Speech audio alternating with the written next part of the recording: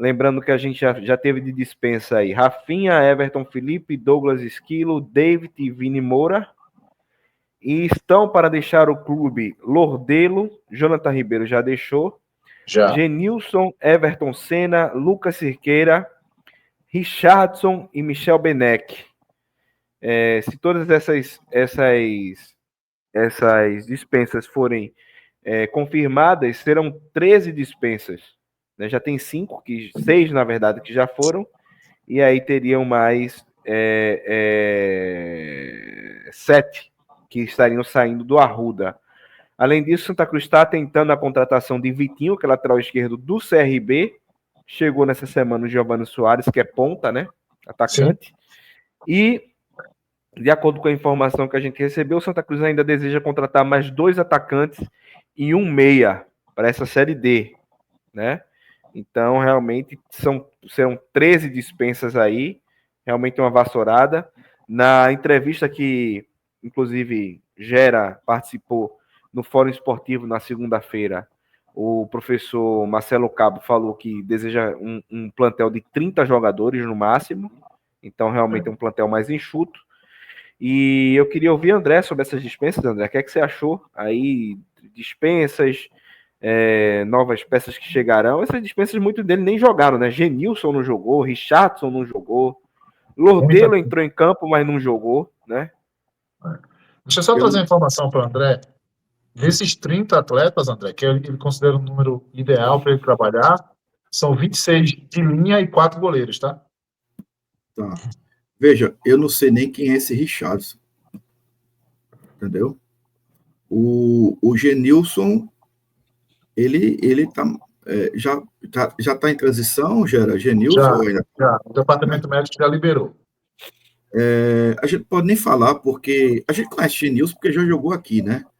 Mas nesse retorno dele, a gente não pode nem falar, porque o jogador se machucou, teve uma lesão séria, né? Tendão de Aquiles, então é uma região muito, muito complicada e não tem nem o que dizer dele, né? Mas, assim, alguns jogadores aí que o que me estranha é que ainda está nesse puxa-encolhe de jogadores que vão ser dispensados, sabe? É uma coisa assim meio que inexplicável. Sabe qual é a dificuldade, André? Sabe qual é a dificuldade? É o seguinte, eu vou te falar. A dificuldade é o seguinte. Até agora não se encontrou ainda clubes. Então, para que seja direcionado, para que diminua o custo. E aí o clube não tem dinheiro para rescindir. Porque o que acontece? Gestão Bruno Rodrigues. A gente precisa citar isso. Gestão Bruno Rodrigues. 0 passivo com jogadores. 0. Todo mundo que ele dispensou ano passado, ele pagou e tal, e ele preza por isso. Ele quer fazer isso. Quando não pode pagar a rescisão como tem que pagar e não tem um clube ainda, a coisa está ficando travada. É por isso. Entendi. Mas precisa se definir isso, né, Geraldo? Precisa. Eu também acho que fica jogadores aí, por exemplo, será que eu jogo um amistoso, os caras não são nem relacionados. É péssimo. Né? E deve ser uma situação muito constrangedora, muito chata. Né? Chega jogador novo, chega jogador contratado e tá lá o cara, porque o cara, todo mundo sabe que o cara vai ser dispensado, o cara tá lá, quer dizer, isso não é bom para ninguém, para o clube, para o atleta, nada, né? Então precisa ser... É o tal do ambiente que se cria de forma desnecessariamente, né, André? Veja, Gera, eu escutei, principalmente hoje, vi nas redes sociais, que o Santa Cruz estava interessado no lateral esquerdo do CRB, Vitinho. Se essa formação se confirmar, entendeu? Um dos 2 laterais esquerdos, eu acho que está de saída também, porque o Santa Cruz não vai ficar com 3 laterais esquerdos.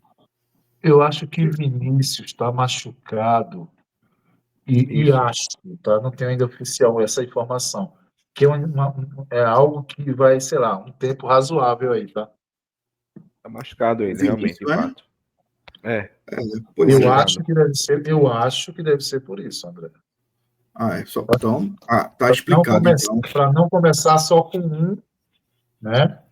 Agora, claro que também depois pode ter uma dispensa, né, irmão? Porque uma hora o cara vai ficar bom, né? Ô, Matheus, tu pode ler, tu pode dizer de novo aí para mim essa lista aí que estão falando? Jogadores? Tá, quem já saiu, tá? Rafinha, Everton Felipe, Douglas Esquilo, David, Vini Moura e Jonathan Ribeiro.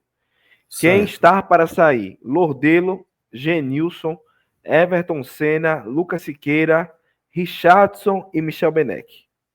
Ok. Ok. Wagner, o Santa Cruz erra em alguma dessas dispensas? Você acha que alguém dessa listagem deveria ter nova chance no Arruda? Não, Matheus. Eu acho que o Santa Cruz ele acerta nessa listagem. Aquela história, infelizmente, foram jogadores que vieram, mas que, por N motivos, não. Tem jogador que sequer entrou em campo. O Everton Senna, acho que jogou um período, acho. Mas, cara, para mim tem que ser isso mesmo. A lista é essa mesmo. Não foge muito disso, não. Esse Richardson, eu, sinceramente, eu não tinha nem ouvido falar dele. Lordelo também entrou naquele jogo com o Náutico lá e O Gerardson é base, gente. É um atleta que veio da base. base, né? Tá, me desculpem aí a ignorância, né? Eu, sinceramente, eu fiquei até surpreso. Mas para mim é isso mesmo, Matheus. O Santa Cruz não erra em nada, não. Tem que sair mesmo. São jogadores que não performaram. Quem não performa, infelizmente, é aquele abraço, aquele agradecimento lá e tchau. Não tem muito o que fazer, não. Tem aqui, ó, chegou aqui um Live Pix da Inferno Cavaleiro. Gera, chegou o momento da proposta ser apresentada para toda a torcida e não só para o conselho? Veja, as coisas têm que ser. Tem que ter um rito, né, gente? Se o próximo passo é o parecer do conselho, tem que apresentar o conselho. Agora, apresentou o conselho, vai apresentar para todo mundo, porque nós sabemos como as coisas vão funcionar. Não adianta fazer uma. É o que eu entendo. Eu acho que tem que ter uma apresentação pós-conselho, antes da AGE. Eu acho que tem que ser, esse tem que ser o caminho. E você pode fazer uma apresentação para o conselho transmitindo ao vivo, percebe? E aí você mata dois coelhos com uma porrada só. Por isso a importância da transmissão ao vivo. Eu vou ter que falar do Clube Náutico Capibaribe. Não faça como o conselho do Clube Náutico Capibaribe fez. Tudo preparado para transmitir, André. Inclusive, com o aval do executivo, aos 45 do segundo tempo, o Conselho Deliberativo do Náutico tirou o direito do seu torcedor, do seu sócio, assistir àquela reunião. Isso é inadmissível, velho. Eu vou cobrar muito isso. Aliás, já comecei, tá? E mais, Gera, mesmo que o conselho não queira isso, tanto o executivo quanto os investidores podem, em comum acordo, fazer essa prestação para a torcida. Né? Pode. Isso independe do conselho. O que não Isso pode só não vai ser apresentado ao torcedor se ninguém quiser apresentar. Mas vai vazar tudo, vai ser muito pior. Vai ser muito pior. Evita ruído, disse-me-disse, e várias coisas. É o que eu falei lá atrás. O conselho, ele tem a responsabilidade de fiscalizar o negócio, mas também tornar tudo transparente para o seu torcedor. Na verdade, não faz sentido um grupo apenas ter acesso às informações e debater ali. Não, abra para todo mundo, cara. Não vai, assim, não é você abrir tudo, que nem assinou um contrato você não mostra tudo 100%. Mas o que pode ser mostrado, o que virá à tona, seja por meio de imprensa, seja por vazamento que a gente sabe que tem, vai chegar no torcedor. Então, não é melhor que vocês, de forma organizada, mostrem tudo ao vivo para que o torcedor possa acompanhar tudo que está sendo debatido do seu clube? Mantenha o torcedor informado, entendeu? É muito importante. Olha, o Náutico, por exemplo, o Náutico fez isso, o conselho, aí o conselho vetou a transmissão, ok? No dia seguinte, o investidor, junto com o Fernando da Pluri, estava no podcast do Náutico. Não ficou feio para o conselho? Ficou. Ficou horrível para o conselho. Então, Segue assim, não é de conselho, segue a nossa dica, não é que é a dica do Beberibe, não, é a dica de todo mundo, do torcedor. É a vontade, é o desejo do torcedor. Porque senão vai vazar, e você vai fazer uma reunião no conselho, e a gente vai estar aqui fazendo uma live, esmiuçando tudo. Aquilo que deveria ter sido feito por vocês, que são os poderes do clube. Eu espero realmente, do fundo do coração, que a gente não tenha problema com isso. Eu espero. Mas estou preparado se não tiver, tá? Tem mais um superchat aqui. Não vai ser estranho, né? Se não tiver. Gabriel Luiz mandou R$5 e comentou aí, ó. Esse time lembra muito o elenco do Pro Santa. Chegava e saía jogador com a esperança de melhorar. Mas no fim, o time foi rebaixado. Quem é o responsável? Mas aí eu acho que tem uma diferença, viu, gente? A gente tá passando por uma transição de mudança de modelo de clube. Que pode dar errado também, ok? Pode dar errado. Mas eu não posso comparar esse momento que o Santa Cruz vive hoje com o momento do Pro Santa. Não tem, para mim, nem cabe. São coisas totalmente distintas para mim. Para mim, né? Mas respeito aí o torcedor, a opinião dele. Eu concordo, tá? Eu concordo que são coisas bem diferentes. Acho que esse problema interno que houve, toda essa disputa interna que houve até chegar no dia de hoje, prejudicou bastante a preparação para a Série D.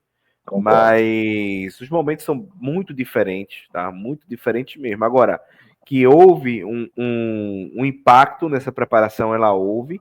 O Santa Cruz poderia chegar para essa estreia com uma estrutura muito melhor de time, com um técnico há mais tempo na frente do elenco. Tudo isso é verdade. Mas é bem diferente. Já teria acontecido as dispensas. Exato. Até mesmo, Matheus, uma estrutura de trabalho para a preparação dos nossos jogadores. Isso a gente já podia ter. Como o Gera disse, de repente a parceria com o Retrô ou alguma outra forma da gente ter como preparar melhor o time. Exato.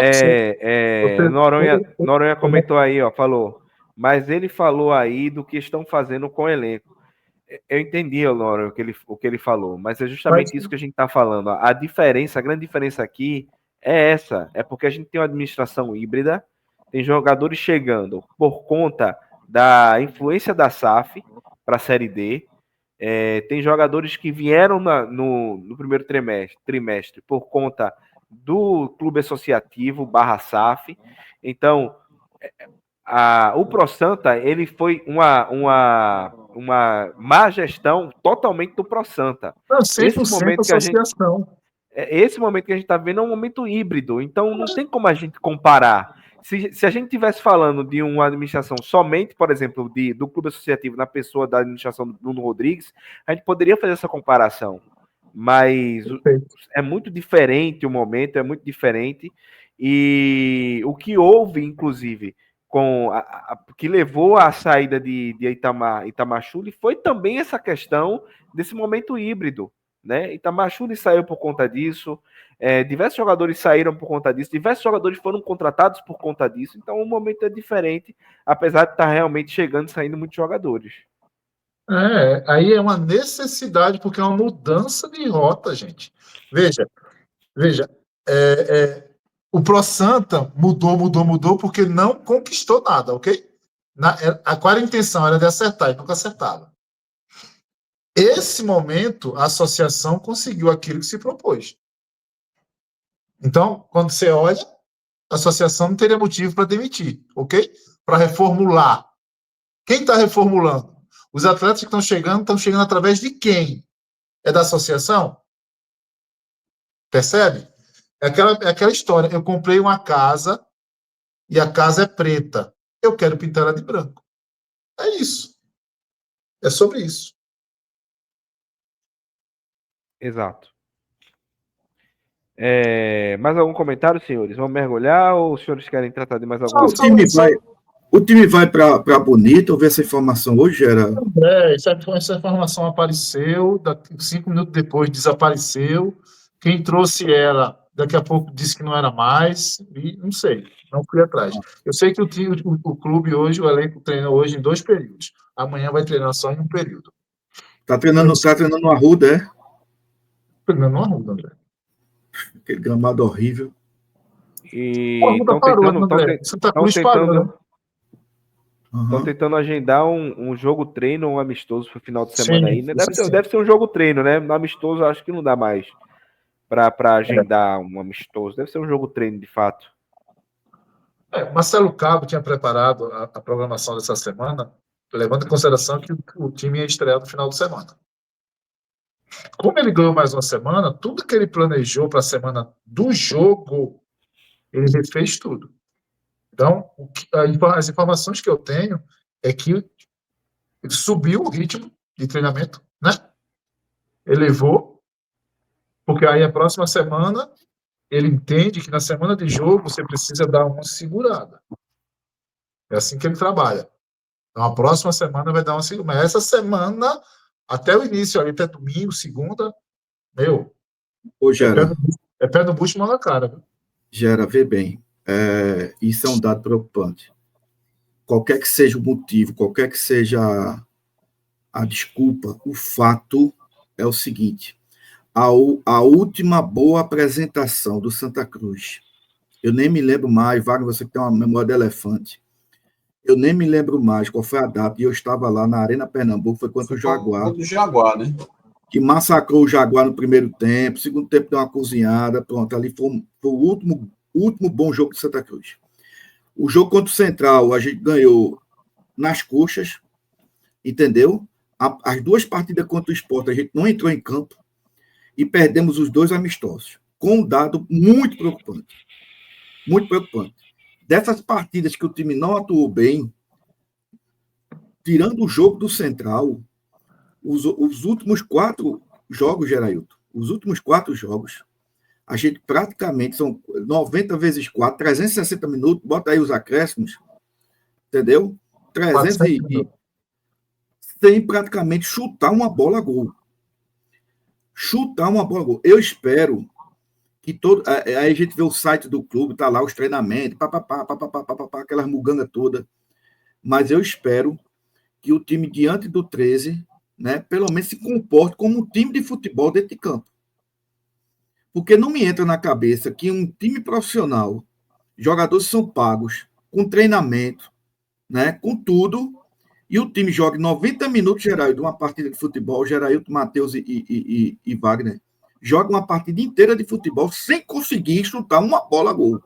Sem que o goleiro adversário tenha o trabalho de defender uma única bola. Isso, para mim, é o cúmulo do absurdo. Do absurdo. Só para encerrar. O Santa Cruz, Wagner, historicamente, não tem uma tradição boa de jogar bem em Campina Grande. Muito pelo contrário. Apanha de 13 e apanha de Campinense. E eu acompanho esses jogos de Santa Cruz desde 2008, que acompanho os jogos de Santa Cruz e Campina Grande. Não irei dessa vez, porque como foi adiada a rodada, e é justamente na Semana Santa, eu nem estarei em Recife. Então não vou a Campina, certo? Mas se não, eu iria. Até o jogo que nós ganhamos a Copa do Nordeste, se você analisar friamente aquela partida, o Santa Cruz não jogou bem. Foi um jogo decisivo, teve outro componente aí, ganhou na raça, etc e tal. Mas não ganhou, empatou. Empatou. Quando eu falo é porque ganhou, conquistou o título, né? Sim. Empatou. A gente perde 13. Tem um tabu, Gera. Eu não sei se é contra o Campinense, eu acho que é contra o Campinense. Que a última vitória do Santa Cruz foi em 75 com gol de Ramon. 75, né? Entendeu? 13 a gente venceu em 99, venceu em 2020. Então, veja, tudo levava a crer, Gera, que se o Santa Cruz jogasse sábado agora ou domingo contra o 13, né, tudo leva a crer que ia levar uma lapada do 13. Entendeu? Eu espero, oxalá, de que com essa... E aí não é só porque é uma semana, é porque a coisa se acalma, tem essa questão da SAF, Muda e as coisas, né? voltem, Gera, a entrar no trilho. Santa Cruz saiu do trilho. Muda Santa Cruz saiu do trilho. A gente estava num trilho legal, a gente estava todo mundo aqui motivado, dizendo, ó, basta umas 3 peças para o time pegar esse embalo com a Série D e a mentalidade tá igual o gramado do Arruda. Eu vi na internet, o gramado do Arruda, há um mês atrás, estava um tapete. E hoje está um pasto. Então é mais ou menos isso com o sentimento do time, da torcida. O Arruda regrediu, né? O Arruda regrediu como um todo, né, André? Não só o gramado, os banheiros voltaram que era antes, a parte interna voltaram. Tá parado, né? O Arruda parou, André. Pois é. Parou. E tudo por conta dessa situação aí, que eu não quero mais trazer à tona, das indefinições. Então, eu espero que o time, né, faça uma boa preparação e que consiga chegar em Campina Grande e vencer o 13, entendeu? Veja, só para encerrar, Matheus, a minha parte aqui. Veja, a gente está, hoje é dia 9 de abril, é isso? 9 de abril. 14 de junho, o Santa Cruz precisa ter a biometria facial funcionando. É o limite. São 65 dias. Não tem um fio lá. Um fio não tem. 65 dias para a biometria facial estar funcionando no Arruda. Ou seja, ela tem que ser instalada antes, vai testando e tal. Lá, lá, lá. Isso é um compromisso assumido, André, dos clubes junto ao Ministério Público. Tá? É o tal do TAC. O Sport já está praticamente pronto, está ajustando. O Náutico, eu acho que não entra nessa, apesar de vai fazer, mas eu acho que a lei é para estádios acima de 20 mil pagantes. Capacidade de 20 mil torcedores. Eu acho que é 20 mil, se eu não me engano. Então, o Náutico não é obrigado, mas o Santa Cruz é obrigado. E faltam 65 dias para esse sistema estar funcionando. Só para você ter ideia, tá? Vamos embora. É complicado. A Arena vai ter? Tem que ter. Tem que ter. Não tem jeito. É isso. Vamos mergulhar, né? Vamos embora. Sexta-feira tem mais. Espero que com mais informações detalhadas sobre essa questão da SAF. Você sabe que se algo extraordinário surgir, a gente tem plantão. Mas sexta-feira a gente está de volta com mais um Beberibe Analisa para você, tá? Por hoje é só, pessoal. Fiquem com Deus e viva o Santa Cruz Futebol Clube. Viva! Essa é uma história de eternos recomeços. E o começo dessa história, aliás, já fez história e já foi o recomeço. Um novo início para um agente do povo que só se sentiu em casa quando construiu a sua, fazendo da massa uma nação. O Arruda é nosso mundão.